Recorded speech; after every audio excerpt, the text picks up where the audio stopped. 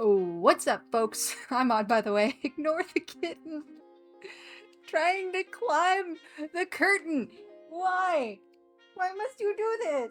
Like a year ago, probably more than a year ago at this point, I did something that I really enjoy doing. So, as much as I adore that humans are the slut folk canon of all fantasy altogether, and I very much agree with it, I got this thought of like, why are all of the hybrids in fantasies, especially like in D&D, human-based? And so I decided to play around with some concepts at that point, mixing together different races that I thought would be cool to see mixed together. I definitely need to redo it at some point. I like some of the concepts, but the designs aren't all there. I think I did like I forget what the tree people are called, but I did one mixed with a Warforged, and I would love to play a character like that one day. So basically what we're going to be doing today is taking that concept and, of course, randomizing it in both, fun D&D nature and in my own nature, because I'm terrible at making decisions. I'm wearing a very appropriate shirt, I think, for today. And yeah, so when it came to websites, random generators for this, the best one I found for simplicity was this. Because the other ones are obviously trying to focus more on building an entire character, but this one just kind of gives you the race and the class, and I don't need the class. Like, I might try and decide later on what their random class might be, but right now I definitely don't need it. So, what we're focusing on mainly, of course, is the race, and then I'll look up pictures to draw with that later, like, for reference and stuff like that, because I don't know all of these races. I guess kind of a dirty confession on my end. I don't play a lot of D&D. I don't really play D&D at all. I've only had maybe one session of D&D with my brother and his friends. We created our characters and we started this one shot that then devolved into chaos fairly quickly, and then we never really got back to it. So yeah, that's basically all my experience with D&D. Like many other fandoms, I find myself often just kind of with my nose pressed up against the glass, looking at other people having fun with it while I, like, occasionally slip a drawing under the door. Like, it's definitely not something that I am fully aware of. Like, I am, and I love the characters, and I love the idea of it, but just, like, I'm very much a noob when it comes to this, and I don't know everything about it. So, bear with me if I get some things wrong. That being said, though, let's roll some random characters and see what we can come up with. Shall we? So yeah, it just gives you a random race and a random class. And I think I'm gonna go for 3 because that's my typical number of characters for whatever reason. So let's see. Half-orc. See, maybe I should disregard, well, like, I guess there could be three-way three-way breeds, but like, yeah, half-orc, as you can see, usually implies human, right? But I'm gonna roll again. Let's see. Human. That's not why we're here. Goliath. Isn't a Goliath like a giant human? I mean, I would assume, right? No, they're like... I mean, they are. Their bodies look as if they're carved from mountain stone and give them great physical power. Their spirits take after the wandering wind, making them nomads. Okay, so this is it showing up? Yeah, this is our first parent, stone person. Listen, I'm just using these for references, but I'm grabbing them so that I can use them later. And I'll make sure to put our couples together. Alright, so who are we married to? Arakakra. Oh, isn't that the bird people? Arakakra. Yeah, they're bird people.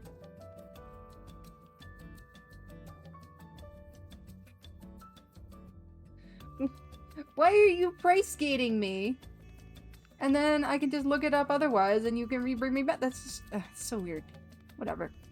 Okay, stone guy and bird. Okay, I'm digging the markings on the Goliath.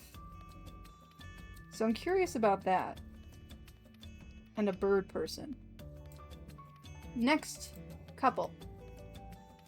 Fairy. Okay. I'll grab an idea for that. That'll work.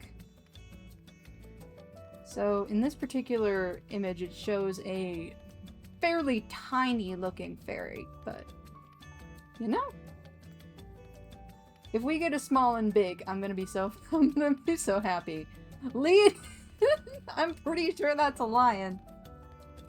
Yeah, that's a lion, dude. So a fairy and a lion are our next couple. So that's great. Alright, next one. Genasi. The offspring of genies and mortals. Okay, I gotcha. Interesting. And I'll have to do more research on these creatures so I'm not... so I know what I'm dealing with a little bit further too. And like their typical traits and all that. Hi. Herongon? Is that a heron person? They're bunnies! Bunnies! Bunnies. A genie and a bunny rabbit. Alright. So these are our delightful couples. It was a weird night at the tavern. And, well, on that night, I need to write these down at some point. Oh my god, I'm gonna have to look back through. Whoops, I forgot their names already, but a rock guy, a Goliath hooked up with an Arakakra, that's right. A fairy hooked up with a Leonin. And a Parangon hooked up with a Genasi? Is that right? I'm already forgetting their names. I should have written them down. But yes! Those are all of our couples, our randomly generated lovely, lovely couples. So I am going to hop over to Speed Paint and VoiceOver and try and figure out what their children look like. So that should be interesting. First up, we have the Goliath Arakakra mix. Now this almost feels like a stereotype for my own fantasy art at this point, but for the bird side, I was inspired by harpy eagles. I always tend to lean toward these birds when I do fantasy stuff. They have feather ears! Like, how can you look at this and tell me it's not a griffin? But I had a really great excuse this particular time around. The harpy eagle also has this really pretty blue-gray coloring that I thought would look really fitting for a hybrid with a stone-like species. Initially, I tried with a bird head, but I realized that was too far on the Arakakra side, so I went for a more human face, but opted for a sort of remnant beak on top of the nose. Both of these species do have a tie to the mountains, but I feel like the origin of this hybrid would really have to be a story in and of itself. Something as ethereal as an Arakakra and something as solid as a Goliath don't really seem like they'd initially really get along.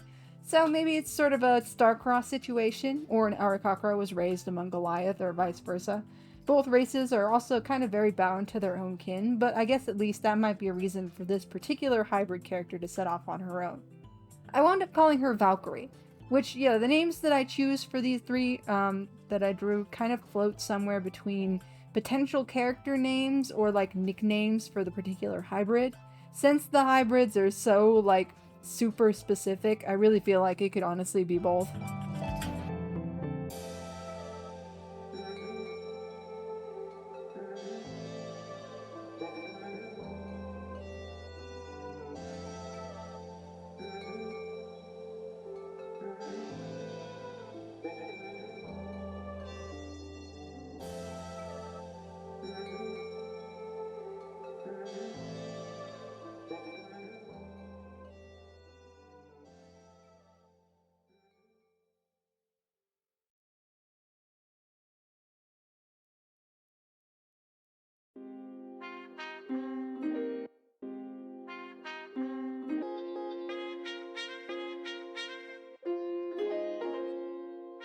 Next up, we have the Fairy Leonin hybrid.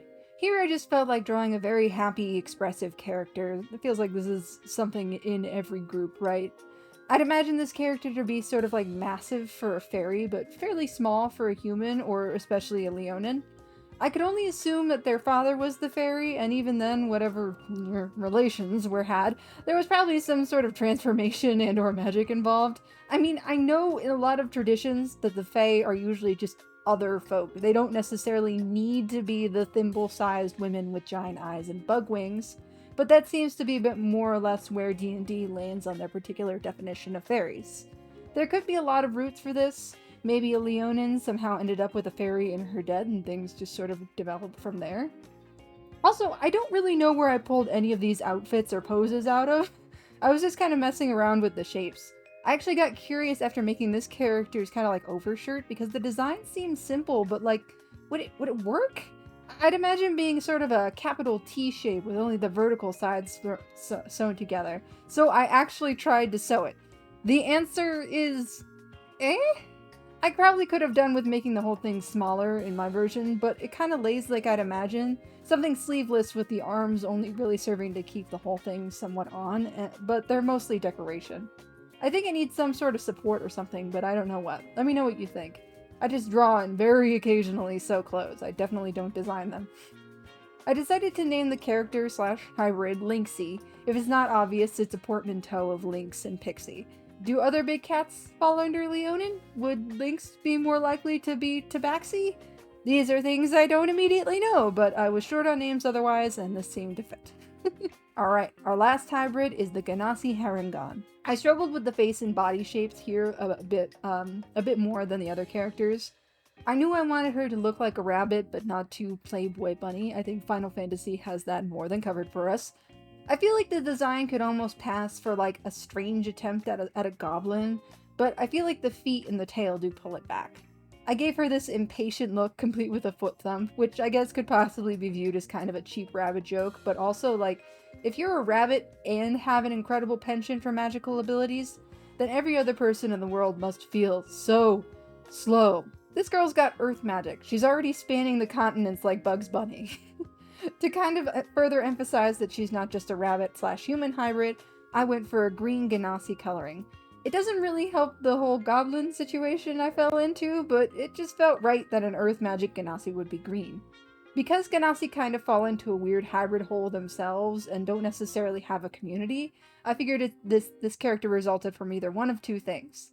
A Ganassi and a Harengon met up in a city center and hit it off, or this particular hybrid is technically just a Harengon variant of Ganassi and a genie got it on with a Harengon.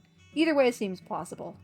Initially I was going to go with just with Luckfoot because a rabbit's foot is already lucky and I feel like that would be amplified by Jinn ancestry, but I opted for Cloverfoot because I feel like the Harengon would also take the opportunity to name either a child or a hybrid species after a plant, and 4-leaf clovers are also lucky.